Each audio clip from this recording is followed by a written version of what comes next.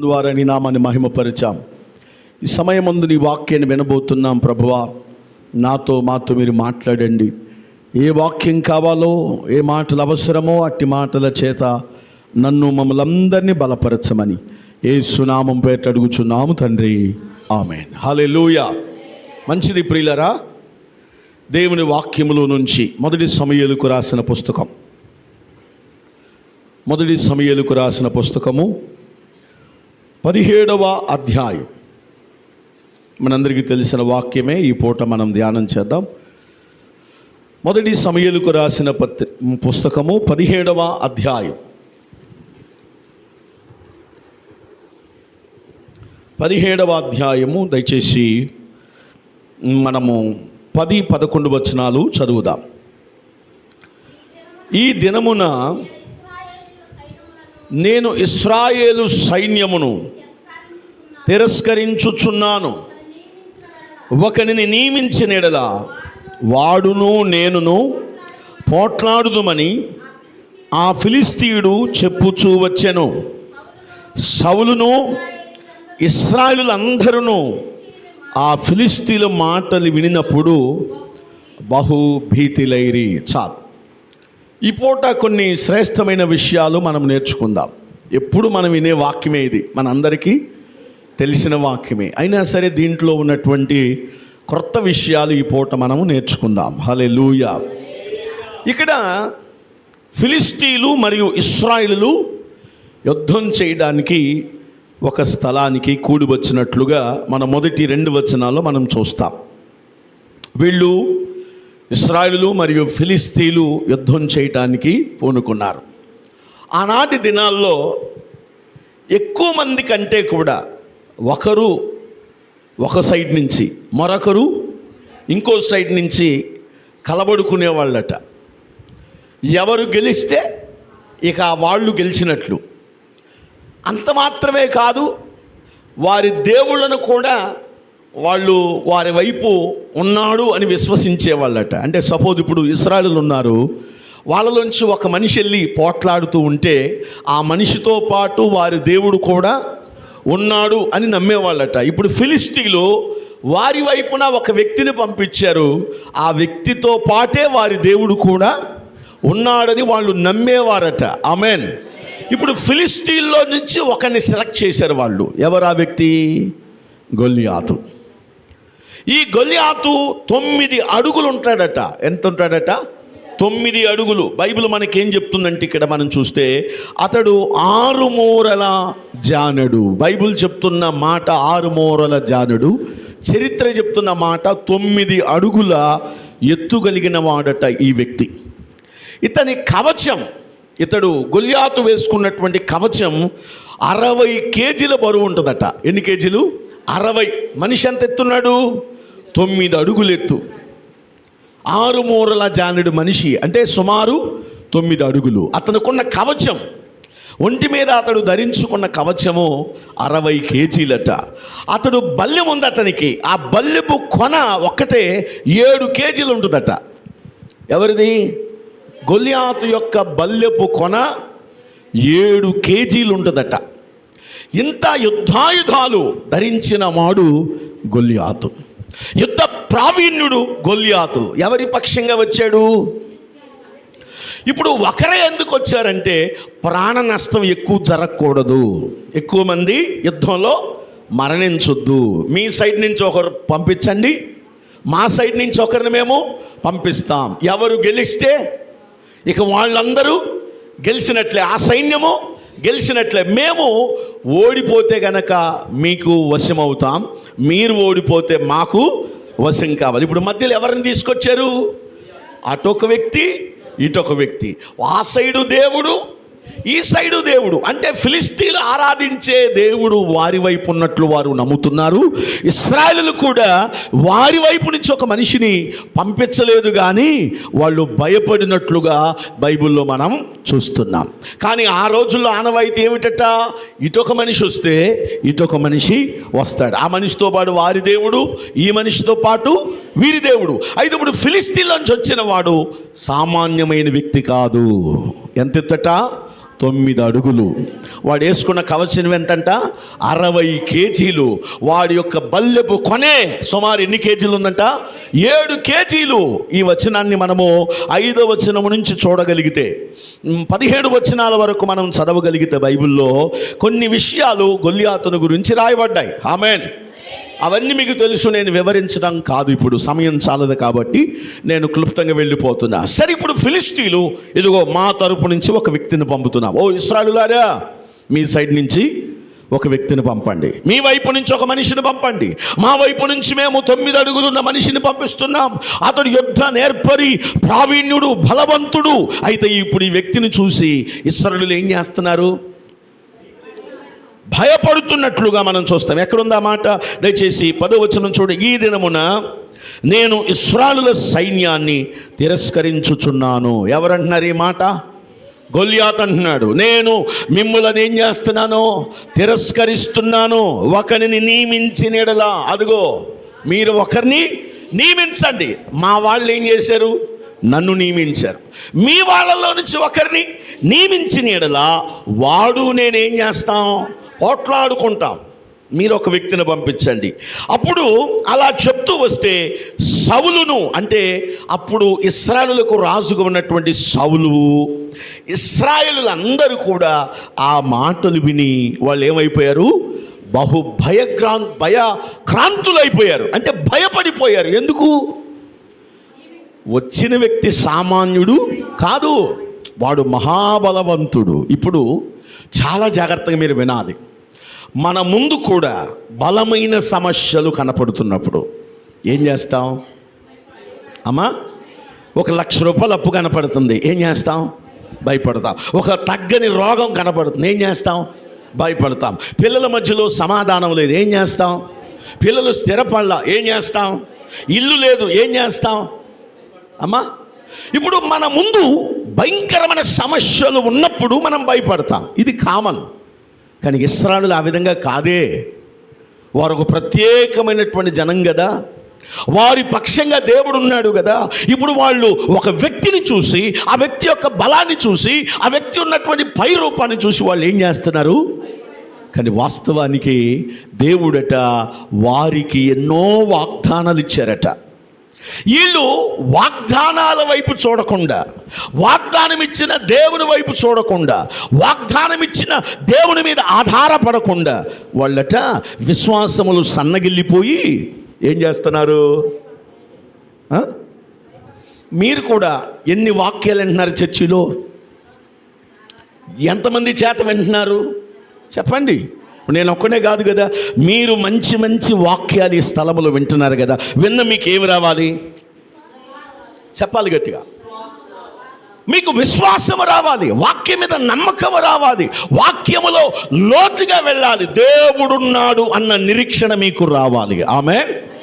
కానీ వీళ్ళు ఇప్పుడు ఏం మర్చిపోయారు? దేవుణ్ణి మర్చిపోయి, దేవుడు వారి పక్షంగా ఇచ్చిన వాగ్దానాలని మర్చిపోయి వాళ్ళట విశ్వాసములో నుంచి తిరిగి వెనక్కి వెళ్ళిపోయారట. దేంట్లో వెనక్కి వెళ్ళిపోయారు? విశ్వాసములో, దేవుని మీద నమ్మకములో వాళ్ళు వెనక్కి వెళ్ళిపోయారు. అసలు దేవుడు వారికి ఇచ్చిన వాగ్దానాలని వారు ఏం చేయట్లేదు, జ్ఞాపకం చేసుకుంటే ఇప్పుడు వీళ్ళు భయపడేవాళ్ళు కాదు, వీళ్ళు కృంగిపోయే వాళ్ళు కాదు, వీళ్ళు ఇప్పుడు పారిపోయే వాళ్ళు కాదు. వారి చెవుల్లో, వారి హృదయములో, వారి మనస్సులో ఏమి లేదు? దేవుని వాగ్దానాలు లేవు. వింటున్నారు పైకి, కానీ అవి లోపల క్రియ చేయట్లా. సరే, అసలు దేవుడు వారికి ఏం వాగ్దానాలు ఇచ్చాడు? ఒక్కసారి వెనక్కి వెళదాం. మొదటి సమయంలో నుంచి వెనక్కి వెళదాం. అసలు దేవుడు వారికి ఏమని అభయం ఇచ్చాడు? ఈ అభయాన్ని మనం జ్ఞాపకం చేసుకుందాం. దేవుడు వారికి ఇచ్చిన అభయాలు ఏంటి? మొట్టమొదటిగా నిర్గమాకాండం 23వ అధ్యాయం, నిర్గమాకాండం 23వ అధ్యాయం 22వ వచనం నుంచి చదువుదాం. నిర్గమాకాండం 23వ అధ్యాయం 22వ వచనం నుంచి. అయితే నీవు ఆయన మాటను జాగ్రత్తగా విని నేను చెప్పినది యావత్తు నీవు చేసినడనా నేను నీ శత్రువులకు శత్రువును, నీ విరోధులకు నేను విరోధిని. నా దూత నీకు ముందుగా వెళ్ళుచు అమోరీలు, హిత్తీలు, పెరిజ్జీలు, కనానీలు, హివ్వీలు, యెబూసీయులు వారున్న చోటకు నిన్ను రప్పిస్తాను, నేను వారిని సంహరిస్తా. దేవునికి స్తోత్రం చెప్పండి. ఏం చెప్పాడు ఇప్పుడు? నేను సంహరిస్తా. ఏమంటున్నాడండి? నేను సంహరిస్తా. మొదటి మాట, నీ శత్రువులకు నేను శత్రువుడను, నీ విరోధులకు నేను విరోధినే అన్నారా? నీకెవడు శత్రువు అంటే ఇప్పుడు గొల్యాతు మీకు శత్రువు, అట్లయితే నాకు కూడా వాడు శత్రువే. మీకు గొల్యాతు విరోధి, నాకు కూడా విరోధే. మీకు ఎవరు విరోధంగా లేచారో నేను వారందరిని ఏం చేస్తాను అంటే ఇప్పుడు గొల్యాతును కూడా ఏం చేస్తాను నేను, ఎందుకంటే వాడు మీకు విరోధంగా అని ఎప్పుడు వాగ్దానం ఇచ్చాడు? నిర్గమాకాండములో ఎర్ర సముద్రమును దాటిన తర్వాత దేవుడు వారికి వాగ్దానం ఇచ్చాడు. దానికి ముందు ఒక మాట చెప్పాడు, ఏంటంటే అయితే నేను సంహరిస్తా, నీ శత్రువులకు నేను శత్రువుని, నీ పగవారికి నేను పగవాన్ని. అయితే అంటే అర్థం ఏంటి? అక్కడ ఏదో నువ్వు చేయాలి. ఏం చేయాలి? అయితే 22వ వచనం, నీవు ఆయన మాటను శ్రద్ధగా విని నేను చెప్పిన యావత్తు నీవు చేస్తే. అది ఓ ఇశ్రాయేలు జనమా, నువ్వేం చేయాలి? నా మాట శ్రద్ధగా వినాలి. రెండవది, నేను చెప్పిన యావత్తు నీవు చేస్తే నేనేం చేస్తాను? నీ శత్రువులను సంహరిస్తా, నీ పగవారిని సంహరిస్తా, నీ శత్రువులను కూల్చివేస్తా. నీకెవరు శత్రువులు వారు నాకు కూడా అని 22, 23 వచనాల్లో 22, 23 వచనాల్లో ఆయన స్పష్టంగా చెప్పాడు. చూడండి, నేను వారిని సంహరిస్తాను అంటే ఇప్పుడు ఎందుకు భయపడి దాక్కున్నారు సౌలు అతని సైన్యము? చెప్పాలి మీరు గట్టిగా. అప్పటికి ఇంకా దావీదు ఎంటర్ అవ్వాలా. దావీదు ఎంటర్ అయినట్లుందా? మనం చదివిన 17వ అధ్యాయంలో ఇంకా దావీదు ఎంటర్ అవ్వాలా. అతని మాటలకే వీళ్ళు భయపడి దాక్కున్నారు. సౌలు బయటికి రావట్లా, సైన్యము బయటికి రావట్లా, ప్రజలు కూడా అతన్ని చూసే భయపడుతున్నారు. మరి వాగ్దానం చెప్పాడుగా, ఈ వాగ్దానం ఏమైనట్టు? విన్నారు, మర్చిపోయారు. మీరు కూడా ఆదివారం ఏం చెప్పారంటే సౌండ్ ఉండదు, గురువారం ఏం చెప్పారంటే సౌండ్ ఉండదు, శనివారం ఏం విన్నారంటే సౌండ్ ఉండదు. ఎక్కడెక్కడో ఆలోచిస్తుంటారు, ఎక్కడెక్కడో కూర్చుంటారు. మరి నీ పక్షంగా దేవుడు ఎలా కార్యాలు చేస్తాడు? నీ పక్షంగా ఎలా అద్భుతాలు చేస్తాడని నువ్వు అనుకుంటున్నావు? ఎలా నువ్వు ఆశీర్వాదం అనుభవిస్తావు? ఎలా దీవెన అనుభవిస్తావు? ఎలా దేవుని కృపను చూస్తావు? ఎలా దేవుని మేలులు అనుభవిస్తావు? ప్రియ సహోదరి సహోదరుడా, ఈ ఉదయ కాలమందు నీ దేవుడు గొప్పవాడు. ఆయన నీ శత్రువులను కూల్చే శక్తి కలిగిన వాడు. మరి ఎందుకు చేయట్లేదు? ఒకటి, నువ్వు వినలేకపోతున్నావు. రెండవది ఏం చేయట్లేదట? అక్కడ 21వ వచనం, నీవు ఆయన మాటను శ్రద్ధగా వినాలి, చెప్పినది యావత్తు నీవు చేయట్లేదు. ఏం చేయట్లేదు? వింటలేదు, చెప్పింది చేయట్లేదు. మీరు చూడండి, ఏలియా చెప్పాడు ఆ వెధవరాజుతో, మొదటి అప్పం నా కొరకు చేసుకురా, నేను చెప్పింది చెయ్యి. ప్రవక్త భార్యకి చెప్పాడు, నీ ఇంట్లో ఏముందో నాకు చెప్పాలి, నేను చెప్పింది చెయ్యి. ఆమె నూనె కొండను తీసుకొచ్చి అద్భుతం జరిగింది. యేసు ప్రభు తల్లి చెప్పింది, ఆయన మీతో చెప్పినది చెయ్యండి. నీవు చెప్పింది చెయ్యాలంతే, ఆయన చెప్పేది నువ్వు వినాలంతే. దేవునికి స్తోత్రం. 5 రొట్టెలు 2 చేపలే ఉన్నాయి, ఎట్లా ఇంతమంది ఆకలి ఎలా తీర్చగలమంటే ఆయన చెప్పాడు, మీరు కూర్చోబెట్టండి అంతే, నేను చెప్పింది చేయండి. ముందు మీరు వారిని లైన్లుగా కూర్చోబెట్టండి. 5 రొట్టెలు 2 చిన్న చేపలని మీరు కలవరపడొద్దు. ఎలా అద్భుతం జరుగుద్దో మీరు చూస్తారు. ముందు నేను చెప్పిన పని, ఈరోజు మీరు చేయవలసిన పని, దేవుడు ఏం చెప్తాడు అది చెయ్యాలి, ఏం బోధిస్తాడు దాన్ని వినాలి. ఆమేన్. వింటే కనుక నీ శత్రువులు నా శత్రువులు, నీ పగవారు నా పగవారు, నీ ముందు నిలిచిన శత్రువులందరినీ నేను సంహరిస్తానని చెప్పిన వాగ్దానాన్ని వీళ్ళు ఏం చేయలేకపోయారు? జ్ఞాపకం చేసుకోవట్లా, అసలు నమ్మట్లా. అందుకే వాడిని చూసి ఏం చేశారు? వాళ్ళు దాక్కున్నారు. ఎందుకు దాక్కోవాలి?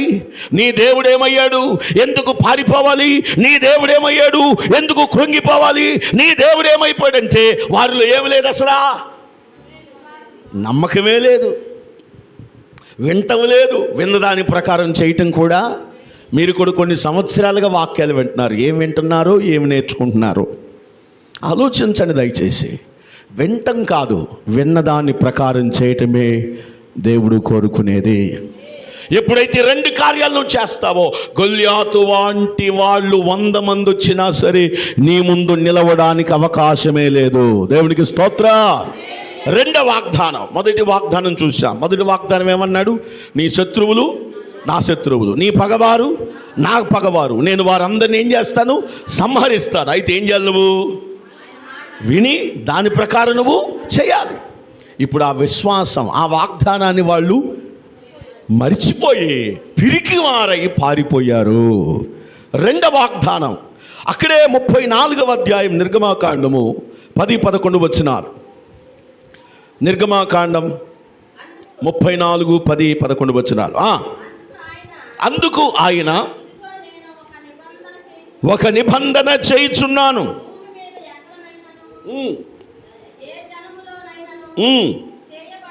అద్భుతాలు నేను చేస్తా, ఏ ప్రజలను నడుపుచున్నావో చూస్తారు. నేను నీ ఎడల చేయబోవునది భయంకరమైనది, నేను నీకు ఆజ్ఞాపించున్న దానిని అనుసరించి నడువుము. ఇదిగో నేను అమోరీయులను, కనానీయులను, హిత్తీయులను, పెరిజ్జీయులను, హివ్వీయులను, యెబూసీయులను నీ ఎదుట నుండి వెళ్ళగొడతాను. ఆమేన్. ఇందాక చదివిన వచనాల్లో కూడా ఈ లిస్ట్ ఉంది. ఏ లిస్ట్ ఉంది?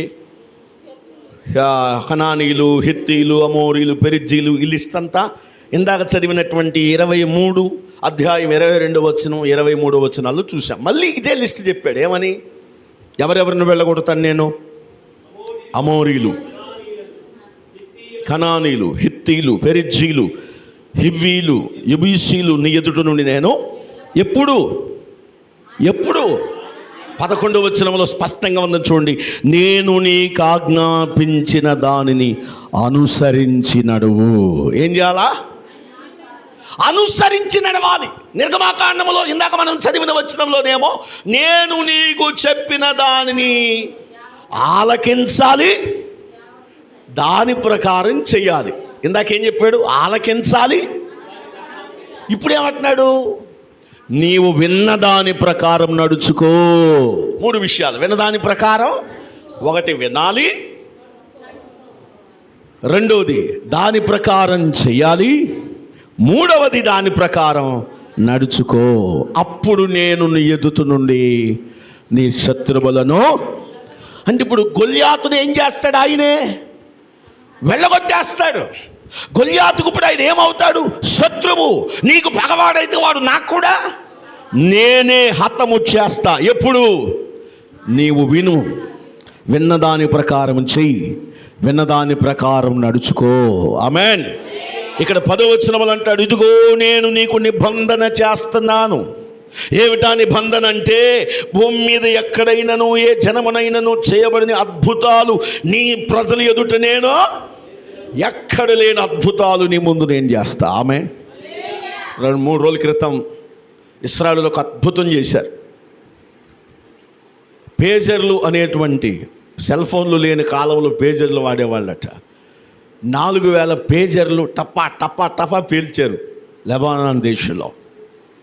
వాకిటాకీలు పేల్చి పారేశారు, ల్యాప్టాప్లు పేల్చి పారేశారు, వాళ్ళ సోలార్ సిస్టమ్ను పేల్చి పారేశారు. ఎక్కడో ఉన్న దేశంలో ఒక్కసారి రిమోట్తో పేల్చేస్తే కొంతమంది కళ్ళు పోయినాయి, పొట్టలు పగిలిపోయినాయి, కాళ్ళు పగిలిపోయినాయి, అవయవాలని దెబ్బతినిపోయినాయి, ప్రపంచం నివ్విరిపోయింది. అసలు ఇది ఎలా సాధ్యం? నిజంగా నాకు అనిపించింది, ఇశ్రాయేలు దేవుడే నిజమైన దేవుడు. ఆయన బైబిల్లో వారి కొరకు ఏం చెప్పాడో వాళ్ళకి ఇప్పుడు భయం వేసిపోతుంది. ఏం పట్టుకోవాలన్నా టెన్షన్ వచ్చేస్తుందంట. ముస్లిమ్స్ దేశాల్లో ఎప్పుడు ఏం జరుగుతుందో వాళ్ళకి ఆ ప్రవచనం నాకు గుర్తు చేశాడు ఆయన. ఒక్కసారి మీరు ఈ నిర్గమాకాండం గ్రంథం వదిలిపెట్టకుండా యెషయా గ్రంథం 54లో భయము పుట్టిస్తాను అన్నాడు. ఆ మాట చూడండి, దేవుడే చెప్పాడు వాళ్ళ పక్షంగా, నేను మీ పక్షంగా భయము పుట్టిస్తాను అనేటువంటి మాట మీరు చూడండి.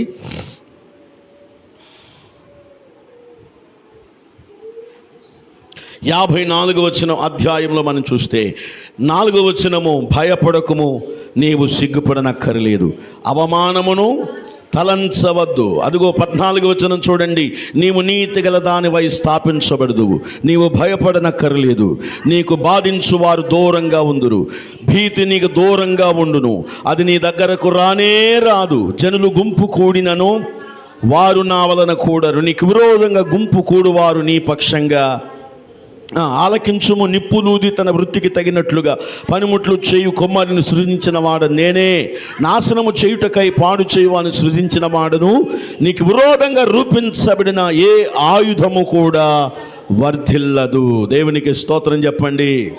హల్లెలూయా, హల్లెలూయా. మరొక చోట వ్రాయబడిన మాట, నేను వారికి భీతిని పుట్టిస్తాను అంటాడు దేవుడు. ఏం పుట్టిస్తాడట? ఈ రోజున ఇశ్రాయేలు పక్షంగా దేవుడు అద్భుతం చేస్తాడు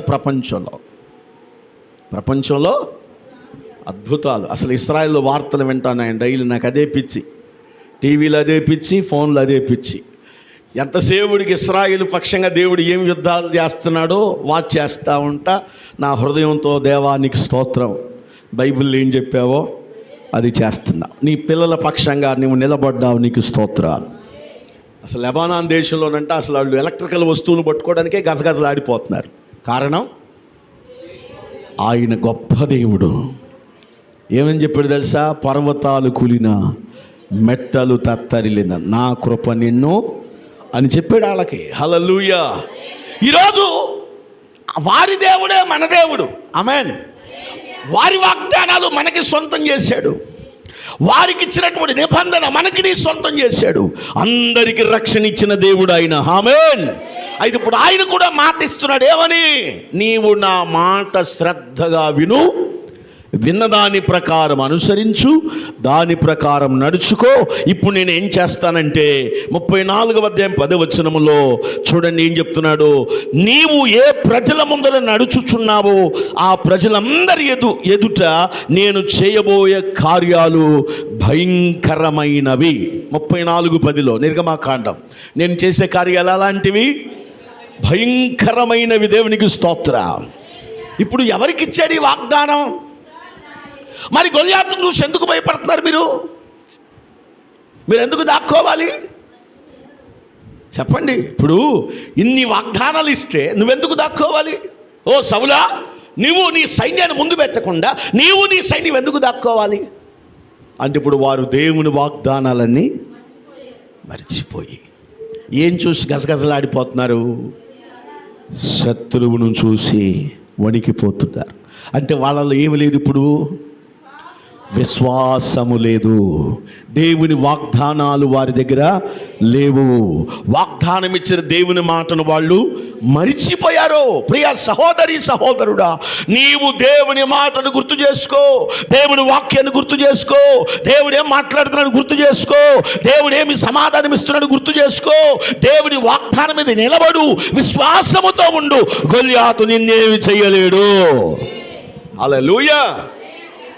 3వ వాగ్దానం, 1, నేను చెప్పింది శ్రద్ధగా విను, విన్నది యావత్తు చెయ్యి, అప్పుడు నీ శత్రువులు నేను సంహరిస్తా. 2వది, నేను చెప్పిన యావత్తు ప్రకారం నడుచుకో, అప్పుడు నీ శత్రువులు ఏం చేస్తాను? నేను సంహరిస్తా. 3వ వాగ్దానం. దయచేసి ఇక్కడే మనము ద్వితీయోపదేశ కాండము 1వ అధ్యాయము 29వ వచనము నుంచి, ద్వితీయోపదేశ కాండము 1వ అధ్యాయము 29వ వచనము నుంచి,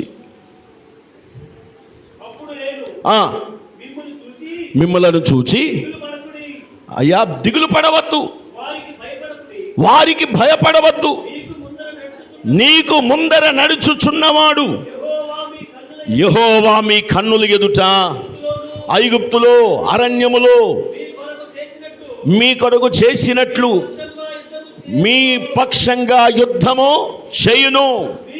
ఈ చోటికి చేరు వరకు మీరు వచ్చిన మార్గం అంతటిలో మనుషుడు తన కుమారుని ఎత్తుకొనున్నట్లు మీ దేవుడిని యెహోవా మిమ్మును ఎత్తుకుని వచ్చిన సంగతి మీరెరుగురని మీతో చెప్పుచున్నాను. ఆమేన్. మూడో వాగ్దానం ఎవరికిచ్చిన వాగ్దానం అమ్మా? ఇప్పుడు మన సంఘంలో గురువారం, శనివారం, ఆదివారం దేవుడు నీతో మాట్లాడుతున్నాడు. మాట్లాడతలేదా? చెప్పండి.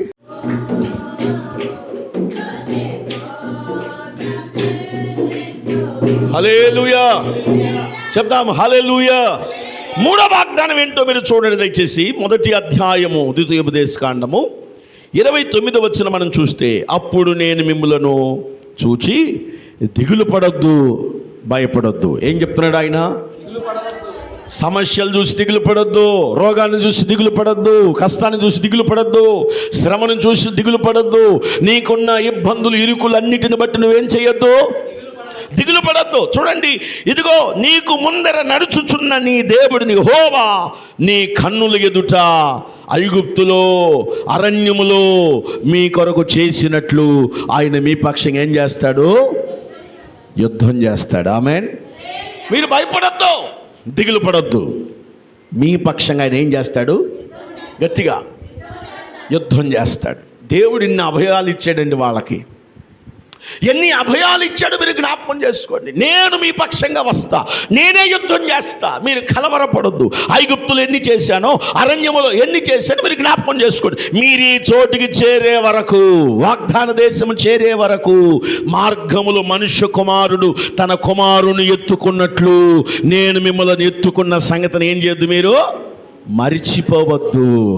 నాలుగవ మాట, మరిచిపోవద్దు.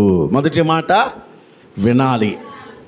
రెండవ మాట, విన్నదాని ప్రకారం నడుచుకోవాలి. మూడవది, విన్నదాన్ని ఏం చేయాలి? విన్నదాని ప్రకారం అనుసరించాలి. మూడవ మాట, నడుచుకోవాలి. నాలుగవది, నేనేం చేశానో మర్చిపోవద్దు. ఆమేన్. అసలు అన్నీ మనం మర్చిపోయే వాళ్ళమేగా. చెప్పండి చెప్పండి, గుర్తు చేసుకుంటాం అసలు దేవుడు చేసిన కార్యాలు. చెప్పండి. గొల్యాతును చూడగానే గడగడగడలు ఆడిపోతున్నారు వీళ్ళు. ఎందుకురా బాబు మీరు గడగడాల్సింది? అసలు ఎర్ర సముద్రాన్ని మీ కొరకు చీల్చిన వాడు కదా ఆయన. పగలు మేఘస్తంభములో, రాత్రి అగ్నిస్తంభములో నడిచిన వాడు కదా ఆయన. హల్లెలూయా. ఈ ఉదయకాల సభలో నీ దేవుడు, నా దేవుడు, మనందరి పక్షంగా ఉన్నవాడు. ఆయనకు సాధ్యమనేది ఏది కూడా లేదు. దేవునికి స్తోత్ర. కాబట్టి ఆయన ఏం చెప్తున్నాడు? భయపడవద్దు, దిగులు పడొద్దు. నిన్ను నేను ఎలా నడిపించానో, ఎలా ఎత్తుకున్నానో ఆ సంగతిని మీరు ఏం చేయాలి? జ్ఞాపకం చేసుకోండి, మరిచిపోవద్దు. గొల్యాతును చూసి మీరు భయపడద్దు. అంటే ఇప్పుడు గొల్యాతు బక్కోడా, బలవంతుడా? అమ్మా, నీకున్న సమస్యలు చిన్నవా పెద్దయా? మరి అటువైపు ఎందుకు చూస్తావు? దేవుని వాగ్దానం వైపు చూడు, దేవుని వాక్యం వైపు చూడు, దేవుని సన్నిధి వైపు చూడు, ఆయన మహిమ వైపు చూడు, ఆయన ప్రసన్నత వైపు చూడు, ఆయన చేసే కార్యాల వైపు చూడు. నీవు చూడవలసింది దేవుణ్ణే తప్ప నీ సమస్యను కాదు. ఆమేన్. కాబట్టి ఇన్ని మాటలు చెప్పిన ఇవేవి కూడా ఇప్పుడు వాళ్ళ మనసుల్లో గొల్యాతును చూడగానే అవన్నీ గాలికి చెదరగొట్టిన పొట్టు వలె ఎగిరిపోయినాయి. మనకు కూడా సమస్యలు వస్తే ఎన్ని ప్రసంగాలు విన్నా మనసులో భయం, ఆందోళన, కలవరం. నేను చెప్తున్న మాట ఒక సేవకుడుగా, నీ చూపు, నీ మనస్సు దేవుని వైపు నిలుపు. ఆయనే నీ పక్షంగా యుద్ధం చేస్తాడు. ఆమేన్. చివరిగా మరొక వాగ్దానం. మొత్తం ఇప్పటికి ఎన్ని వాగ్దానాలు చూపించాను మీకు? 3 వాగ్దానాలు. నిర్గమాకాండం 23లో, 34వ అధ్యాయంలో, ద్వితీయోపదేశకాండం 1వ అధ్యాయంలో 3 వాగ్దానాలు చూసాం. 4వది ఇదే ద్వితీయోపదేశకాండం 7వ అధ్యాయము 17వ వచనం. 7వ అధ్యాయము 17వ వచనం. ఈ జనములు నాకంటే విస్తారంగా ఉన్నారు,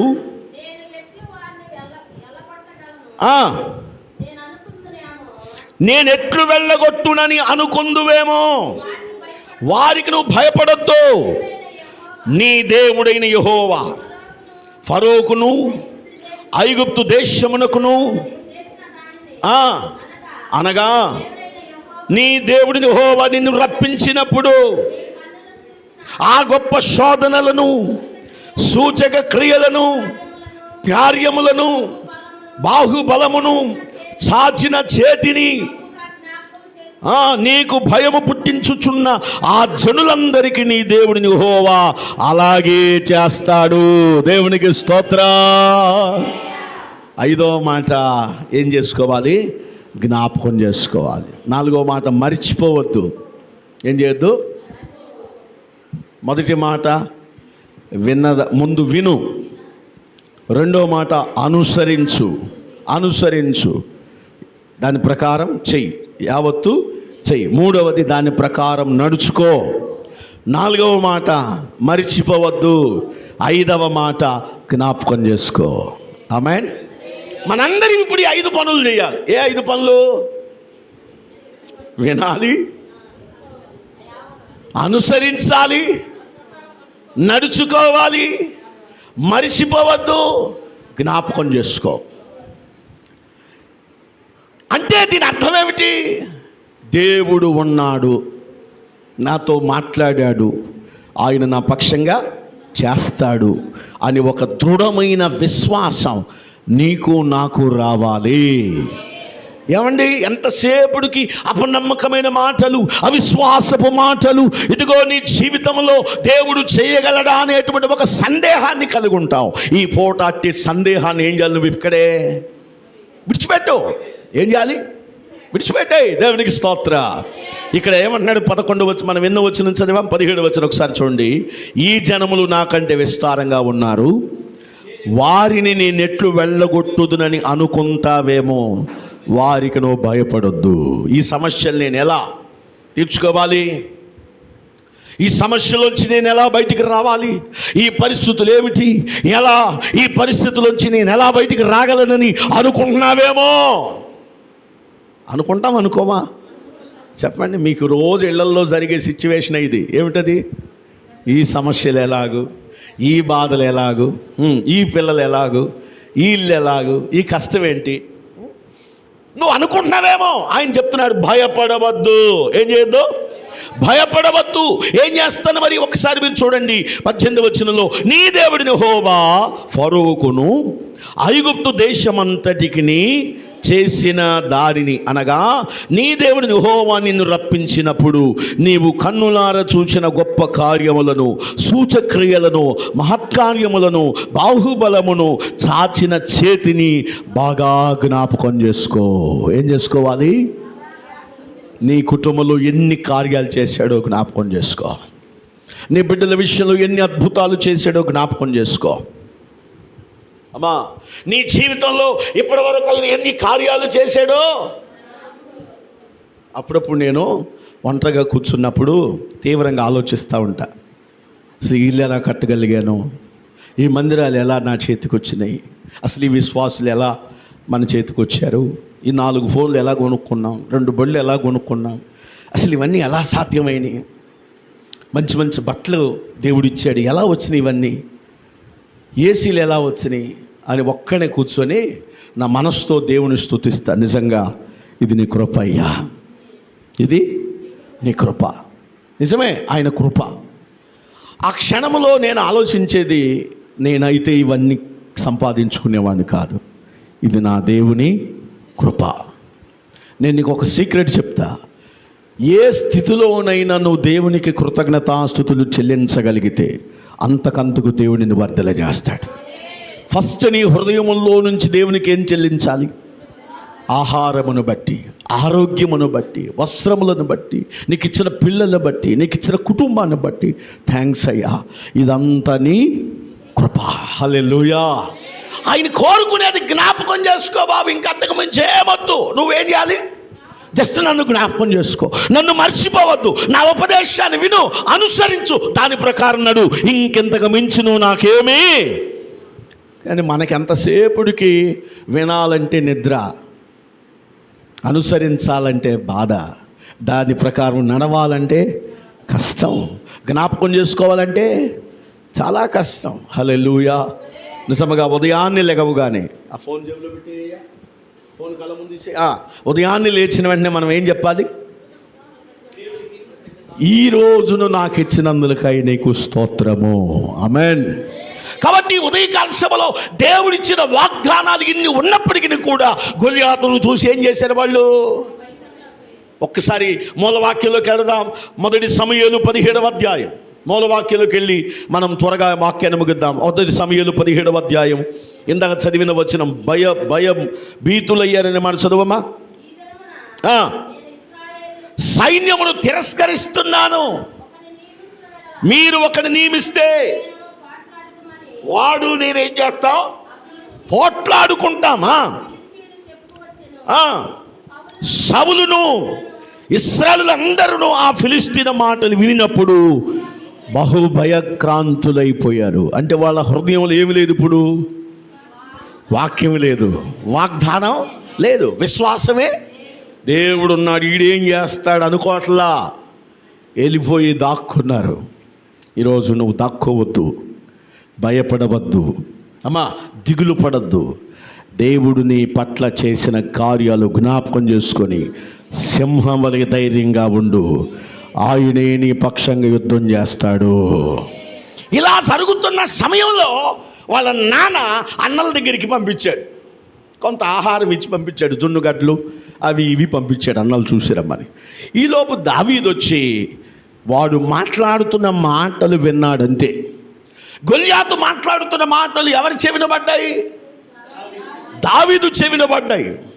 ఆల్రెడీ వాళ్ళ అన్నలు వింటున్నారు, రాజు వింటున్నాడు, మంత్రులు వింటున్నారు, ప్రజలు వింటున్నారు. కానీ ఎవ్వరు కూడా అతని పక్షంగా పోట్లాడడానికి వచ్చిన వారు. కానీ తండ్రి అన్నలకి ఆహారం ఇచ్చినప్పుడు పంపించిన దావీదు విన్నాడు. దావీదు విని మాట్లాడుతున్న మాట ఒక అద్భుతమైన మాట. ఈరోజు అది మనందరికీ అవసరమైన మాట. దేవునికి స్తోత్రం. ఏమని చెప్పాడో ఒక్కసారి మీరు జ్ఞాపకం చేసుకుందాం రండి. ఇదే 1 సమూయేలుకు రాసినటువంటి గ్రంథము, దయచేసి 17వ అధ్యాయం 24వ వచనం. 17:24. 23వ వచనం చదువు తల్లి. అతడు వారితో మాట్లాడుచుండగా గాతు ఫిలిష్తీయుడైన సూర్యుడు ఫిలిష్తీయుల సైన్యములో నుంచి వచ్చి పైన చెప్పిన మాటలు పలుకుచుండగా దావీదు వినెను. ఇశ్రాయేలులందరూ ఆ మనుష్యుణ్ణి చూచి మిక్కిలి భయపడి వాని ఎదుట నుండి పారిపోగా. ఆగండి, దావీదు ఏం చూశాడు?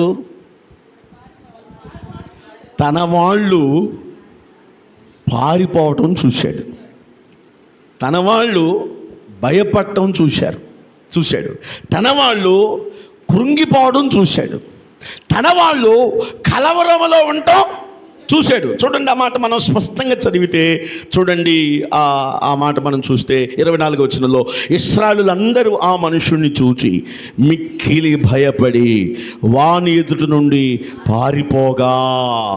భయపడటం చూశాడు, వాళ్ళు పారిపోవటం ఎవరు చూశారు? మరి నువ్వు కూడా పారిపోవచ్చుగా, నువ్వు కూడా భయపడవచ్చుగా.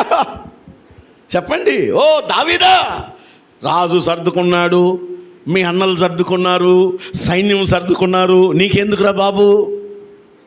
కుదరదు. జీవమగల దేవుని కుమారుని నేను ఆయన వాక్యమును వినుచున్నవాణ్ణి, ఆయన వాగ్దానాలు పట్టుకున్నవాణ్ణి, విశ్వాసముతో నిలబడిన వాణ్ణి, ఆయన పక్షంగా రోషం కలిగిన వాణ్ణి. నా దేవుడు ఉండగా అతడు నన్నేమీ చెయ్యలేడు. స్తోత్రం చెప్పండి. వాళ్ళేమో భయపడి పారిపోతే మనోడు మాత్రం ధైర్యంగా నిలబడ్డాడు. స్తోత్రం చెప్పండి. ఎలా నిలబడ్డాడు? ధైర్యంగా నిలబడ్డాడు. చూడండి, అక్కడ మనం చదివితే 25వ వచనం. ఇశ్రాయేలులో ఒకడు వచ్చుచున్న మనిషిని చూచితే నిజముగా ఇశ్రాయేలులను తిరస్కరించుటకు వాడు బయలుదేరి ఉన్నాడు. వానిని చంపువానికి రాజు బహుగా ఐశ్వర్యము కలగచేసి తన కుమార్తెనిచ్చి పెండ్లి చేసి తన ఇంటికిని తండ్రి ఇంటికి వారికి ఇశ్రాయేలు స్వతంత్రులుగా చేయుననగా దావీదు జీవమగల దేవుని సైన్యమును తిరస్కరించుటకు సున్నతి లేని ఫిలిష్తీయుడు ఎవడు? ఆమేన్. పారిపోయారు, భయపడ్డారు. ఇప్పుడు ఈ దృశ్యం ఎవరు చూశారు? గట్టిగా చెప్పాలి. ఎవరు చూశారు? దావీదు చూశాడు. నీ ఇంట్లో భయపడేవాళ్ళు, పారిపోయేవాళ్ళు, అవిశ్వాసులు ఉంటారు. నువ్వేం చెప్పాలి తెలుసా? దావీదులాగా మీరేం భయపడొద్దు, సైన్యములకు అధిపతి అయిన దేవుడు మనతో ఉన్నాడు. రక్తమును కార్చి ప్రాణం పెట్టిన దేవుడు మనతో ఉన్నాడు. లేచి నిలబడండి చెప్పండి, దేవుడు నీ కుటుంబంలో అద్భుతాలు చేస్తాడు. ధైర్యంగా నిలబడే వాళ్ళు కావాలి కుటుంబంలో. ఎవరు కావాలి? విశ్వాసంతో నిలబడే వాళ్ళు కావాలి, వాక్యం చెప్పేవాళ్ళు కావాలి, ప్రార్థన చేసేవాళ్ళు కావాలి, వాగ్దానాలు గుర్తు చేసేవాళ్ళు. ఒకళ్ళు అవిశ్వాసంతో మాట్లాడుతున్నారు అనుకో, అవును అంతే అన్నావా, ఇక అయిపోయినట్టే సీన్. దేవునికి స్తోత్రం. లేదు, మన దేవుడు పోషించడానికి సమర్థుడు. లేదు, మన దేవుడు రక్షించడానికి సమర్థుడు. లేదు, విడిపించడానికి నా దేవుడు సమర్థుడని లేపి నిలబెట్టే గొప్ప యోధుడు కావాలి దేవునికి. దావీదు కనపడడానికి చిన్నోడే, కానీ అతని విశ్వాసం పెద్దది. ఆమేన్. దావీదు చూడ్డానికి పనికిరాని వాడే, కానీ అతని పైన అభిషేకం బలమైనది. అందరూ దాక్కున్నా, అందరూ భయపడినా దావీదు మాత్రం భయపట్టాల. ఎందుకని? దేవుడిచ్చిన వాగ్దానాలన్నీ తన గుండెల్లో నింపుకున్నాడు. నీ పగవాడే నా పగవాడు, నీ శత్రువే నా శత్రువు, నీ శత్రువులను వెళ్ళగొట్టు వాడిని నేనే అని చెప్పిన వాగ్దానం దావీదు మనస్సులో తిరుగుతుంది. హల్లెలూయా. ఈరోజు నీ హృదయంలో వాక్యం పని చేయాలి, నీ మనస్సులో వాక్యం పని చేయాలి, నీ గుండెల్లో వాక్యం పని చేయాలి, నీ ఇంట్లో వాక్యం ఉండాలి, నీ జీవితంలో వాక్యం పని చేస్తే శక్తి పని చేస్తుంది. కాబట్టి పిరికి ఆత్మని తీసేసుకో. దేవుడున్నాడు, మంచి గృహాన్ని దేవుడు నాకు ఇస్తాడు. దేవుడున్నాడు, మంచి స్థితిని నాకు ఇస్తాడు. దేవుడున్నాడు, ఆయన నన్ను ఆశీర్వదిస్తాడని గట్టిగా నిలబడు. నీ మాటను దేవుడు నెరవేర్చి నీకు చూపిస్తాడు. ఆమేన్. హల్లెలూయా. గట్టిగా చెప్పండి హల్లెలూయా. సరే, ఇప్పుడు మనం ముగింపులోకి వస్తున్నాం. వాళ్ళు భయపడితే దావీదు భయపడలా. ఇప్పుడు ఇందాక నుంచి వాడు ఏమని కేకేస్తున్నాడు? మీలో నుంచి ఒకడు రండి, ఒకరిని సెలెక్ట్ చేయండి, వాడు నాతో వచ్చి ఏం చేయాలి? పోట్లాడాలి. ఇందాక ఒక మాట గుర్తు చేశా, ఆ వ్యక్తి వస్తే ఆ వ్యక్తి వెనకాల ఎవరు వచ్చినట్టట అని ఫిలిస్తీన్లు భావిస్తారు, వీళ్ళు భావిస్తారు. ఆ రోజుల్లో ప్రాణ నష్టం ఎక్కువ జరగకుండా యుద్ధాలు చేసేటప్పుడు కొన్ని సందర్భాల్లో వాళ్ళు సైడ్ నుంచి ఒక వ్యక్తిని, ఈ వైపు నుంచి ఒక వ్యక్తిని పంపుతారని విన్నా. ఇప్పుడు గొల్లియాతు తన దేవతల పేరట వచ్చాడు. దావీదు నేను దేవుని పేరట వస్తున్నా. ఎవరి పేరట వస్తున్నా? ఆ మాట చదవండి, ఎంత అద్భుతంగా ఉందో. దయచేసి మనం చూస్తే ఇక్కడే 32 వచనం మనం చదువుదాం. 17:32.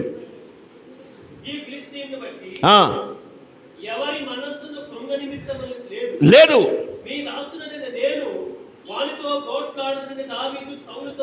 చాలు. ఏం చెప్తున్నాడండి? ఈ ఫిలిస్తీయుడు అంటే గొల్లియాతును బట్టి ఎవ్వరి మనసు కృంగలేదు. హల్లెలూయా. ఆల్రెడీ వాళ్ళు దాక్కున్నారు, కానీ ఏమని చెబుతున్నాడు? అసలు ఎవరు కొంగలా, ఎవరు భయపడలా. నేను ఇప్పుడు ఏం చేయాలనుకుంటున్నాను? నీ దాసుడునని నేను అతనితో పోట్లాడడానికి ఎలా ఉన్నాను? సిద్ధంగా ఉన్నా. ఆమేన్. సిద్ధంగా ఉన్న ఈయన ఒక్కసారి ఏం మాట్లాడుతున్నాడు చూడండి. 45వ వచనంలో, దావీదు నీవు కత్తెయు ఈటెయు బల్యమును ధరించుకుని నా మీదకి వచ్చుచున్నావు. అయితే నీవు తిరస్కరించిన ఇశ్రాయేలుల సైన్యములకు అధిపతి అయిన యెహోవా పేరట నేను నీ మీదకు వచ్చుచున్నాను. ఈ దినమున యెహోవా నిన్ను నా చేతికి 47 వచనం, అప్పుడు యెహోవా కత్తి చేతను వీటి చేతను రక్షించువాడని కాదని ఈ దండు వారందరూ తెలుసుకొందురు. యుద్ధము యెహోవాదే, ఆయనే మిమ్ములను మా చేతికి అప్పగించును. చప్పట్లు కూడా దేవునికి స్తోత్రం చెప్తాం. దావీదు తనను తాను ఎవరి ప్రతినిధిగా చెప్పుకుంటున్నాడు? నేను కాదు వస్తుంది, దేవుని ప్రతినిధిగా. ఎలా వస్తున్నాడట? ఇక్కడ వాక్యం స్పష్టంగా చెప్తుంది, దావీదు దేవుని ప్రతినిధిగా వచ్చాడు.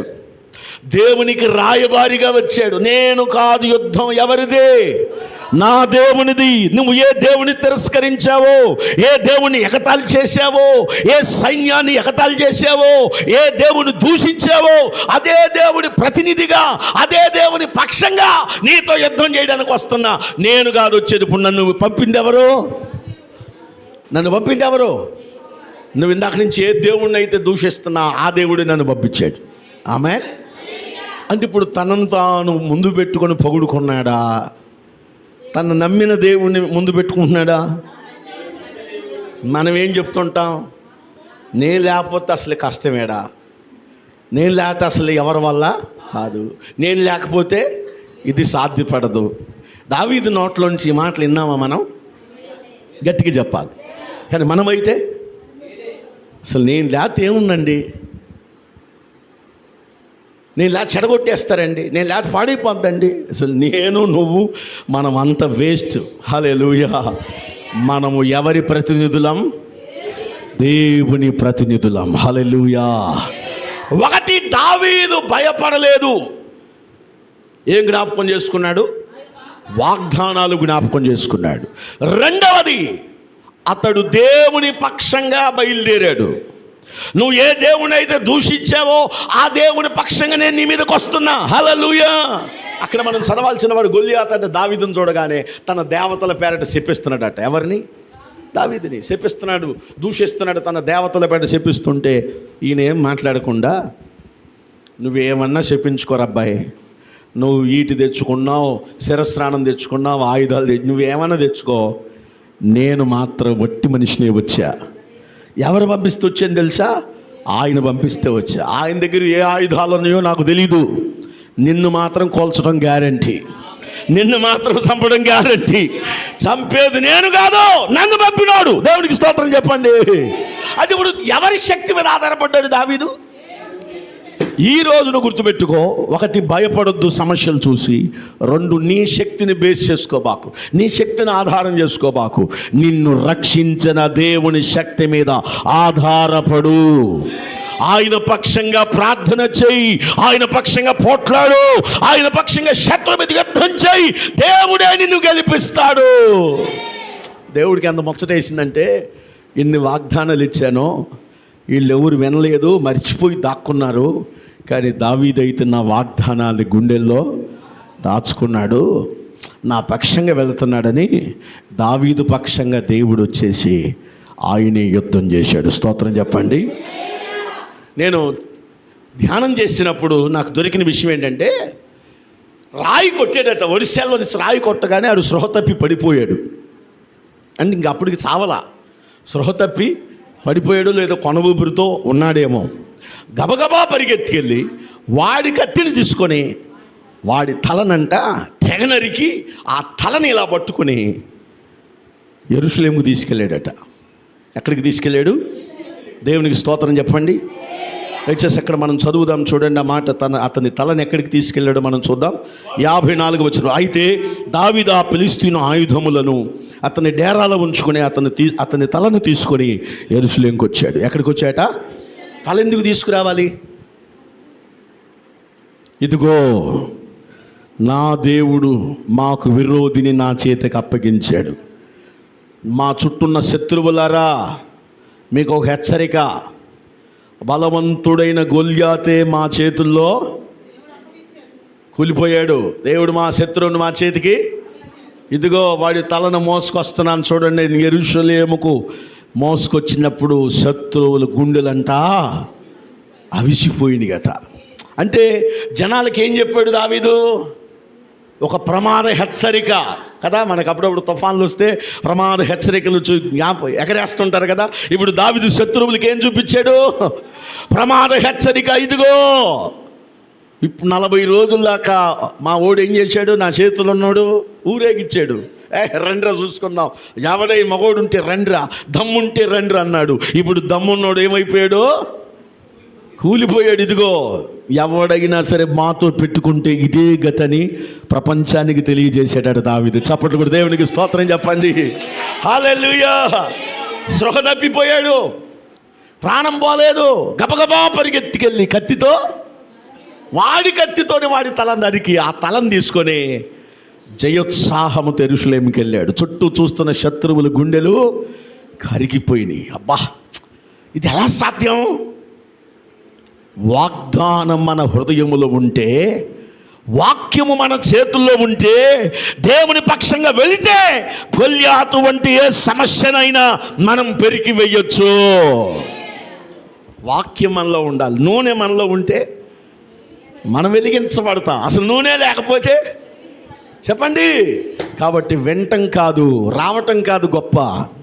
ఈ బలిపీఠం మీద నుండి వినబడుతున్న ప్రతి మాటను స్వీకరించు, దాన్ని అవలంబించు, దాని ప్రకారం నడువు, దాన్ని మరిచిపోవద్దు, దాన్ని జ్ఞాపకం చేసుకో.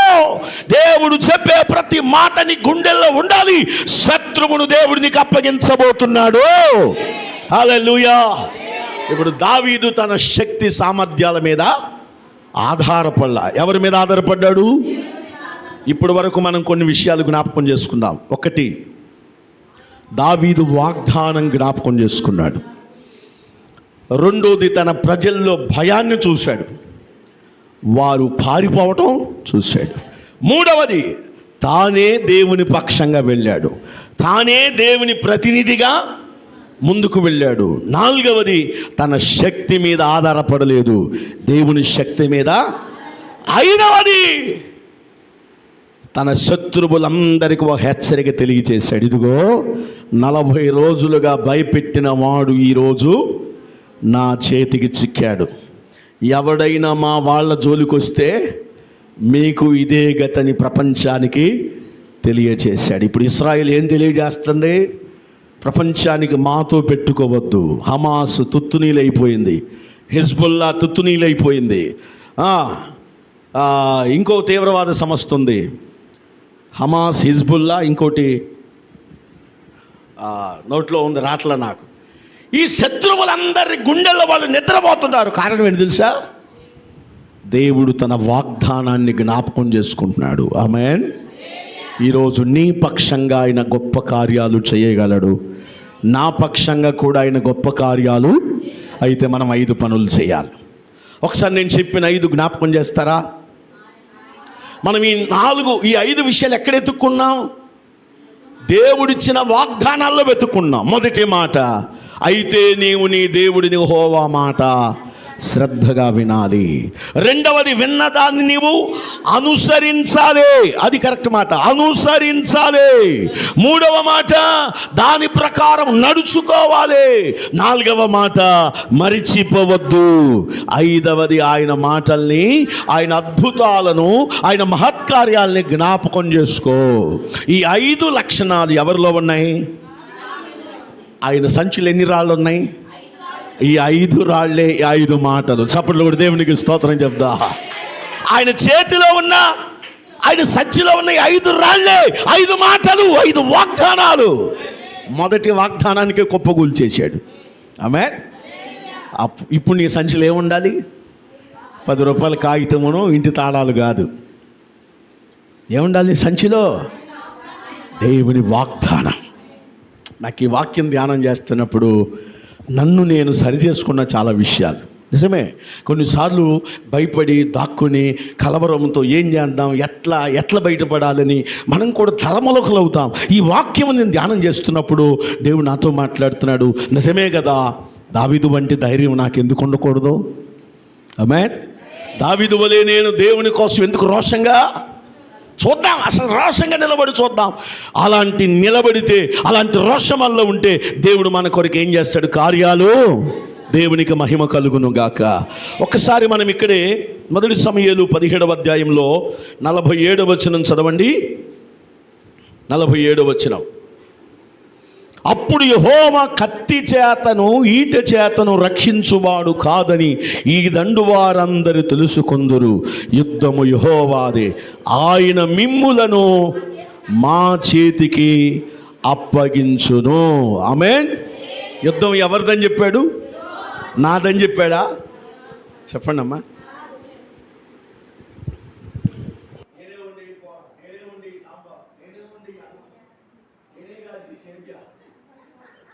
నేనే తీసే కుర్చీలు, నేనే తీసే, నేనే కూర్చే, నేనే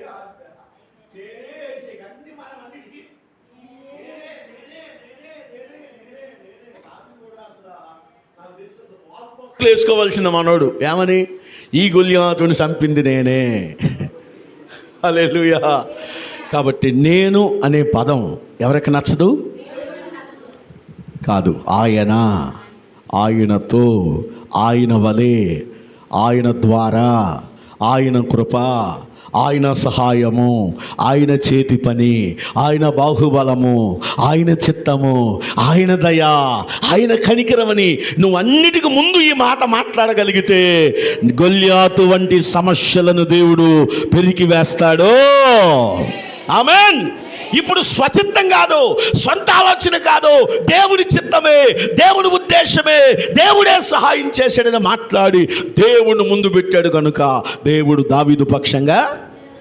అప్పుడు వచ్చారు జనమంతా, చీమల పుట్టలోంచి వచ్చి కుర్రోడిని ఆడెక్కించుకున్నారంట, భుజాల మీద ఎక్కించుకొని మా ఊడే అంటున్నారంటే. ఇప్పుడు వాళ్ళ అన్నలు వచ్చి రాజుగారితో మా తమ్ముడేనండి, మావాడేనండి, అసలు మావాడంటే ఏమనుకుంటున్నావు అంటున్నారంట. ముందెవరై నువ్వు ఎందుకు వచ్చావురా, జున్నుగడ్డలో ఆ రొట్టెలు తెచ్చినోడు మర్యాదగా భో అని కోప్పడ్డాడు ముందు పెద్ద అన్నయ్య. నీకెందుకురా ఈ యుద్ధాలు, ఎందుకు ఈ గొడవలు, నీకెందుకు, వచ్చినోడు ఏదో ఇచ్చిపోక అని గొడవాడాడు ఫస్ట్ వాళ్ళ అన్నయ్య. ఇప్పుడేమో మా ఊడే. ఇక అందరూ భుజాల మీద ఎక్కించుకున్నారు, ఆడోళ్ళు ఏమో ఇక కంజర్లు తీసుకున్నారు, ఆడోళ్ళు అంతే ఇక సప్పట్లు కొడతప్ప మా వాడికి జయము. సౌలుకేమో 1000 కొలది, దావీదుకేమో 10,000 కొలదని కూని రాగాలు తెస్తున్నారు. ముందు ఆడకు పోయారు ఈ బ్యాచ్ అంతా, ముందు ఎక్కడికి వెళ్ళారు? పిరికి వాళ్ళు ఎవరో ఒకరు సహాయం చేస్తే చూడాలనుకుంటారు. ధైర్యవంతులు నేనే చేసి అనేక మందికి మేలుకరంగా ఉండాలనుకుంటారు. కాబట్టి నువ్వు ఎలా ఉంటావు? ముందుంటావా, వెనకాల ఉంటావా? చెప్పండి. దావీదు వంటి వారు, వాగ్దానం పట్టుకున్నవారు శత్రువులను కోల్చగలరు. అట్టి కృపా దేవుడు మనకు దయచేయునుగాక. ఆమేన్. అందరం లేచి నిలబడదాం. అందరం లేచి నిలబడి ప్రార్థన చేసుకుందాం. ఒక చిన్న ప్రార్థన విన్న వాక్యాన్ని బట్టి అందరం లేచి నిలబడి ఒక చిన్న ప్రార్థన. దాపేసే నాన్న. అందరం లేచి నిలబడి